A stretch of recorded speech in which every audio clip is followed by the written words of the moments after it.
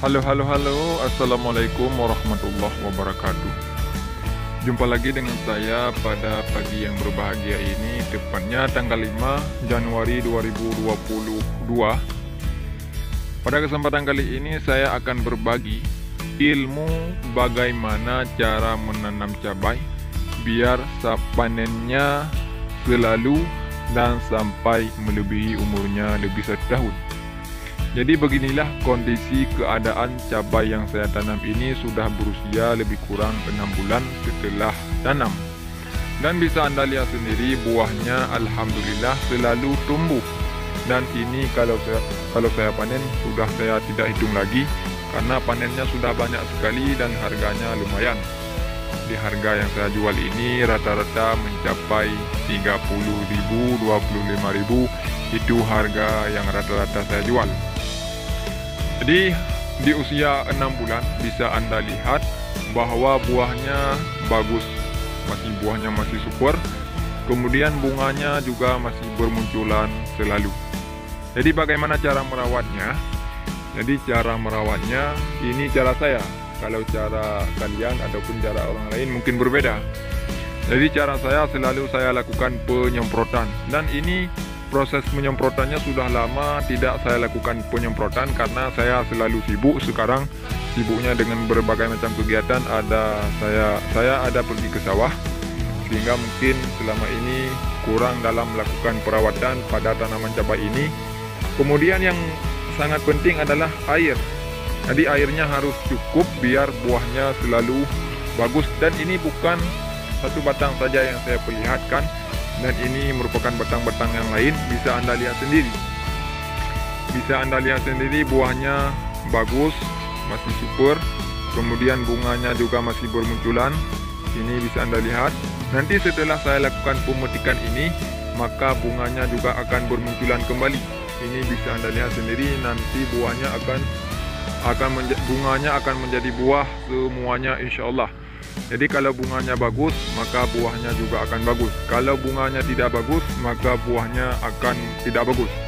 Ini proses dalam merawat cabai. Kemudian daun juga akan terefek pada buah. Kebiasaan kalau daunnya bagus, buah insya Allah akan bagus. Jadi ada jenis-jenis daun yang dengan daun model tersebut, buahnya tidak akan bagus. Kemudian kita berpindah ke batang lain. Batang yang lain juga bisa Anda lihat sendiri, ini buahnya belum kelihatan banyak, tetapi bunganya sekarang sedang dalam bermunculan. Jadi proses penyiramannya, usahakan jangan lakukan penyiraman di waktu pagi. Kenapa larangan?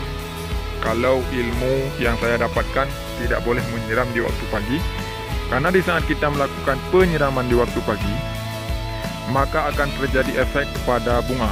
Kebiasaan bunga yang disiram pada waktu pagi kebiasaan akan rontok, apalagi sekarang bukanlah musim hujan, sekarang musim kemarau. Jadi kalau dilakukan penyiraman di waktu pagi, maka akan terjadi efek pada bunga. Dan ini bisa Anda lihat sendiri, bunga setiap batang alhamdulillah banyak. Ini kamera dari jarak jauh. Kalau jarak dekat bisa Anda lihat sendiri, ini buah setiap ketiak. Ini dan bunganya ada yang masih bermunculan, ada yang sudah jadi buah. Kemudian dengan beragam macam variasi. Kemudian ada juga tanaman saya ini sejujurnya sekarang sudah mulai diserang sama serangan patek. Jadi harus segera dilakukan pengendalian. Ini belum saya lakukan penyemprotan karena saya sekarang terlalu sibuk di sawah. Sehingga nanti sore insya Allah akan saya lakukan penyemprotan obat. Yang saya gunakan hanya menggunakan Nativo. Jadi Nativo ini fungsinya biar bisa terkendali pada penyakit busuk batang seperti yang Anda lihat ini. Ini penyebabnya karena sekarang tidak kita lakukan penyemprotan. Jadi kalau sudah lama tidak lakukan penyemprotan, ini yang akan terjadi. Kenapa bisa terjadi begini? Karena sekarang kita lakukan perawatan dengan menggunakan semua kimia. Kenapa harus dilakukan semua kimia? Karena memang dari dulu kita melakukan perawatannya pakai kimia, artinya kita pakai pupuk.